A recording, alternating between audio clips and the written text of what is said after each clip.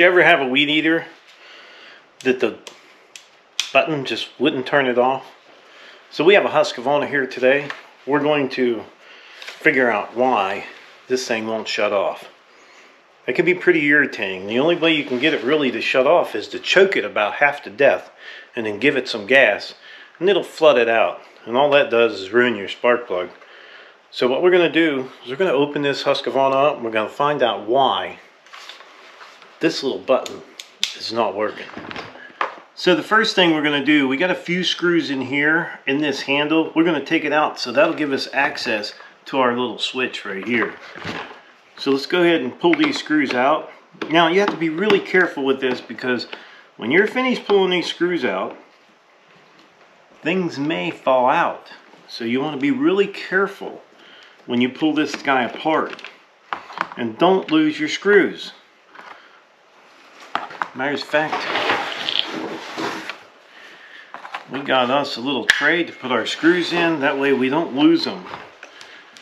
These screws could be a bit pricey if you have to buy them. So don't lose them. Keep them put up there where we can see them. And remember which screw goes in what hole.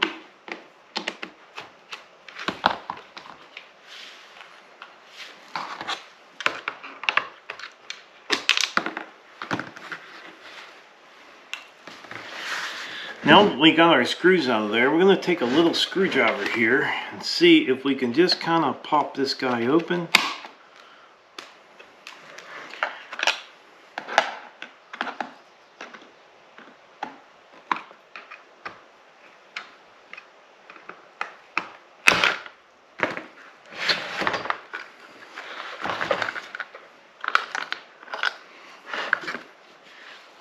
Alright, now that we got to the inside, we just have to make sure that we remember exactly how this guy goes back together.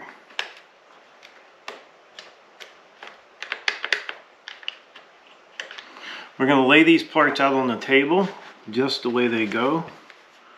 We got a little spring contraption in here, just to make sure that I get this thing back the way it's supposed to go. I am going to take a picture to make sure I know how that spring goes down in there. It's always good to take pictures if you think that that's something that you're not going to remember, because this thing is spring loaded. And there's our little spring. We'll go ahead and pull the throttle cable off. Now by looking at the inside of this, I thought maybe there might have been a wire off in here. But as we can see, there's no wire off. So what I'm going to do is I'm going to go ahead and unhook the two wires that are down inside of here.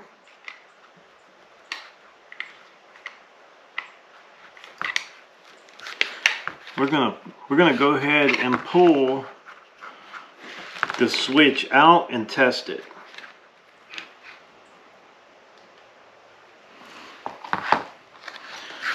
So now I took a couple extra pictures here so we can go ahead and unplug these two wires, and we know where they go.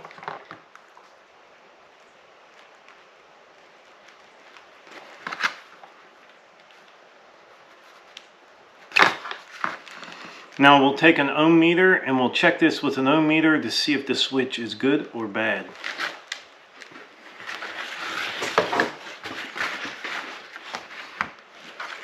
So now what I'll do is I'll stick both of my prongs on this, and with it being on ohm, it should make a difference.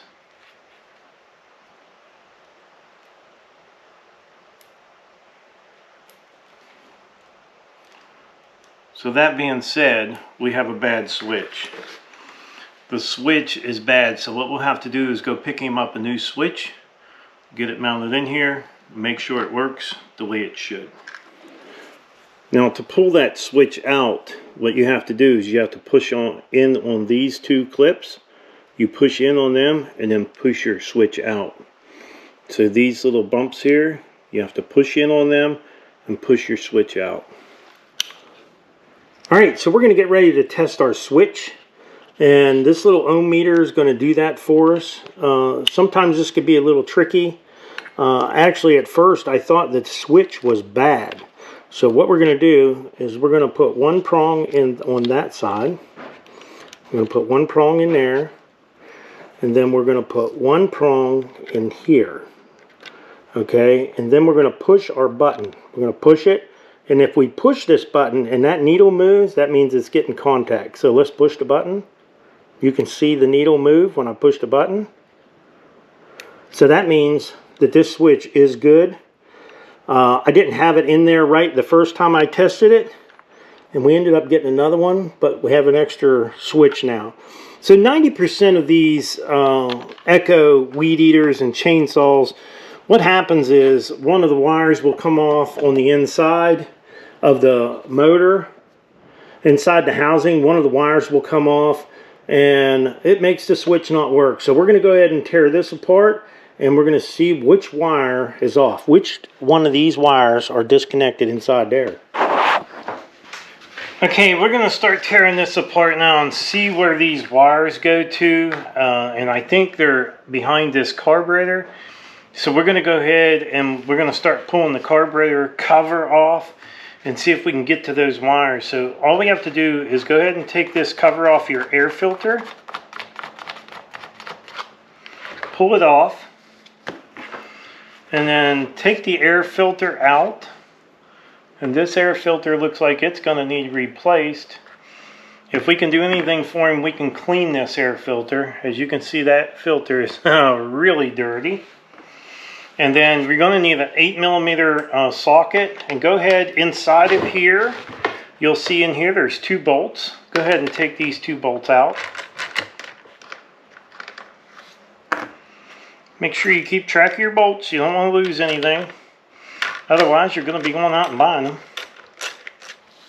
Now that we got both bolts out of there, your choke is right here. So go ahead and move your choke in the center here. And then pull your cover off. Now that will expose your carburetor here. So now looking down in here, you can see this is your wire going up in, and it's curling around going up in that way. So we're going to keep following that wire up inside there. Okay, we're going to keep chasing this wire. So we're going to have to take this cover here off the front, unloosen these front ones here, and this shaft is going to come out. So now we got rid of the shaft. Now we're going to have to take these 4 bolts out here, it looks like, and maybe the exhaust cover. So let's go ahead and get the exhaust cover off. It's a simple one.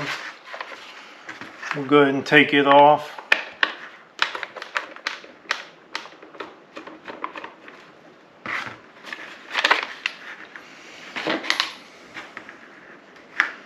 Now we're going to have to take this little piece here off also.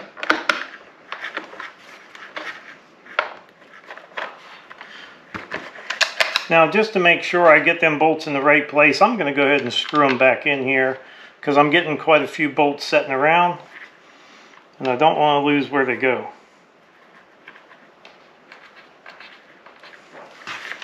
So now after we got everything uncovered around the exhaust, we're going to go ahead and start taking this front plate here off. Well, I had enough of the hand tool. We're going to use the impact now. A little bit easier. Too much twisting of the wrist.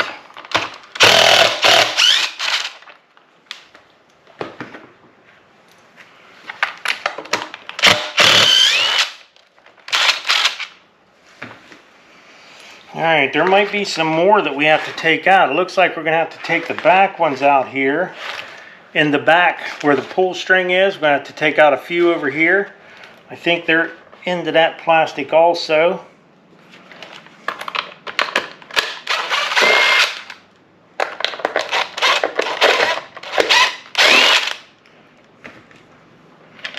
These are going to be the little longer ones.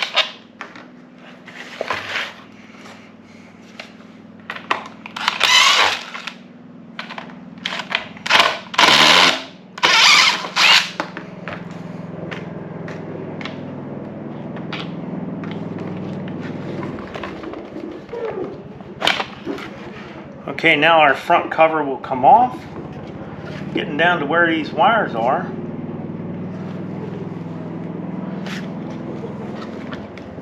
And I'm not seeing anything that's loose. So both of our wires come around and they're both hooked up here. So what I'm going to do is we're going to try that ohm meter again here. And we're going to test and see if this thing should ground out. I should have connection. If I run the ohm meter on this, we should have connection. Howdy ho, neighbor. So we'll test it this way. Oh, you want a video? I don't know. Let me see.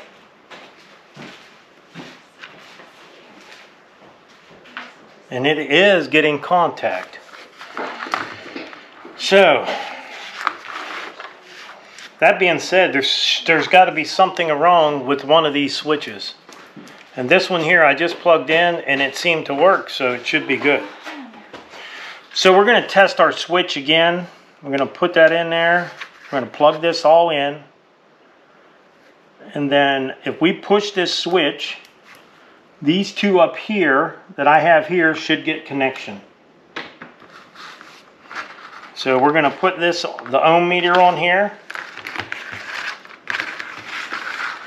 Set it up. We're going to keep our switch in our hand. We're going to touch these two. And we'll see if it shuts it down.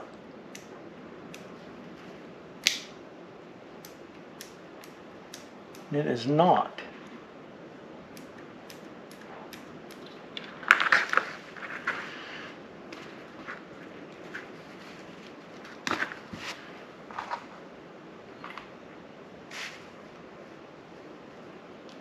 We're going to try the other switch.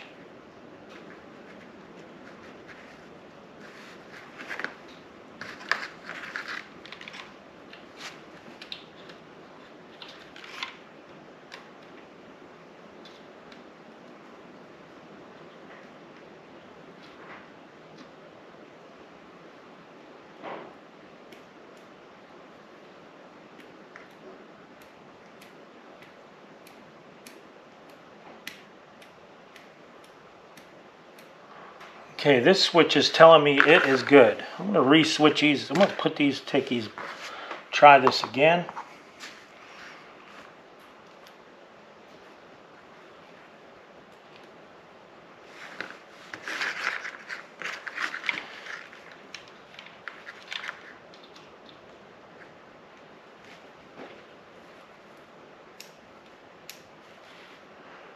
It's crazy because it is shutting it down.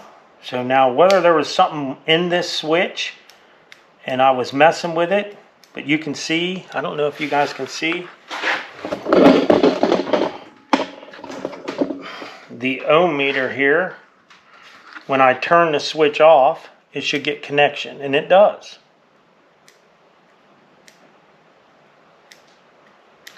So there's nothing wrong with this thing, and I'm not sure if taking the switch out and putting it back in did something with it. But maybe what you want to do for yours is to flip this switch a few times, maybe snap it a few times, maybe bang on it a little bit. Maybe that's all that's wrong with it, because what I'm getting right now, this guy is working on both these switches. So we got two switches here and they're both working now, but it wasn't working when we... See, now it's not working. This switch is not working. You can see the meter's not moving. Let's see if we flip it a few times. Just to make sure. Now it's working. Might have been where I had them up there hooked. So, I say that we move this plug just a little bit where it's plugged in there. Take it out, put it back on, and then we're going to move this guy around a little bit. We're going to clean this up a little bit to see if we can get these to get better contact.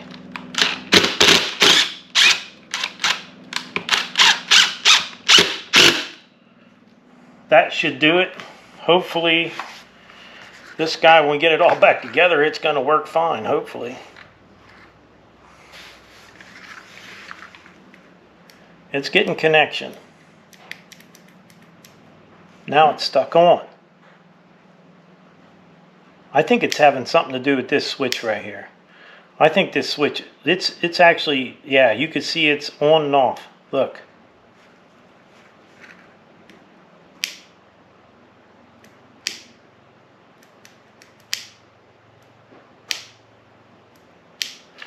I think we're going to call this the bad switch right here. So we are going to go ahead and put the other switch in and see if it works. Hopefully it will shut down. Now we got to put all this back together. Now it looks like a mess, but it's not really that bad. It's pretty self-explanatory. As long as you know where all your bolts go, this is actually a pretty simple process. So we're going to go ahead. I'll put the switch that we're going to use up in there. Turn our ohm meter off. Set it out of the way. And we're going to get to putting this guy back together.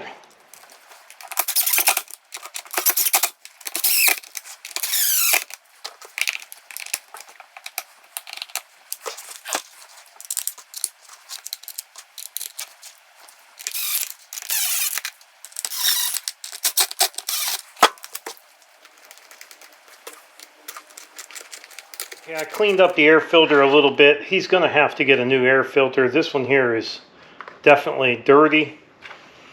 So we pretty much got our motor all set back together.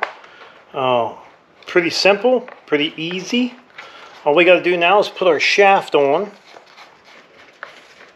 and go ahead and put our handle back together. Sometimes these shafts can be a little pickle to get in there, but we'll get her. Oh, that one went in super easy. Can't get no easier than that. So we'll go ahead and snug these up. Then we're going to start putting our handle back together. Okay, so I have everything placed back into my handle the way it needs to be. And we are going to go ahead and put our cover on this. It's a little tight getting them wires down in there, but you can do it. You just really take pictures. I have my phone right here. I've been taking pictures the whole time. As I tore this handle apart, I took pictures, and now I got it back together just the way it was supposed to be.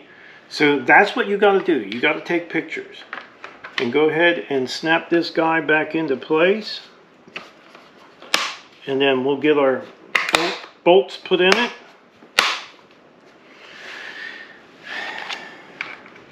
Not too hard. I think anybody can do it. You just got to take your time.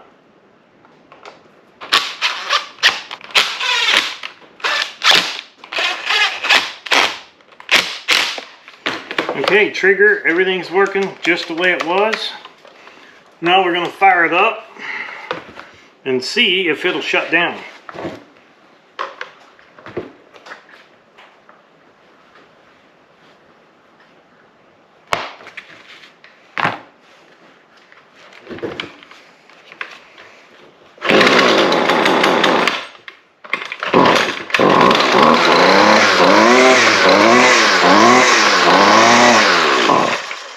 So our switch is working now.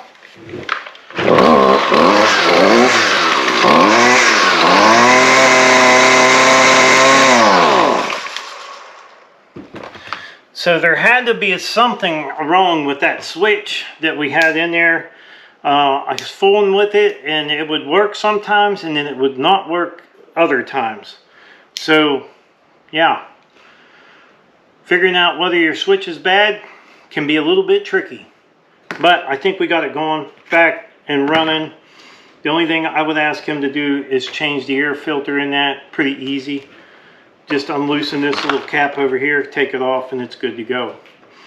So if you're a weed eater, the switch will not go on and off. It could be the switch, or it possibly could be just one of the wires on the inside off.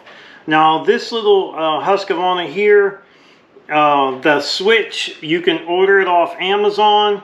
You can order it from a bunch of different places online, and it runs anywhere between $10 and $20. So it may be your switch, and it could be just a wire. But if you have to pull it apart, like I said, take pictures. If you can't remember where the screws go, when you take the screws out, you pull the piece off, put the screws back in, but leave the piece off. That works for me sometimes. I get confused also on different, you know, things like that, if you got a bunch of screws to take out. So if you got a Husqvarna weed eater and you're wondering why that don't work, it could be the switch or it could be the wire. A little bit to take it apart, but anybody can do it. So I would like to tell everyone thanks for watching the video. Don't forget to subscribe, leave me thumbs up, thumbs down, or comment if you'd like. Till next time.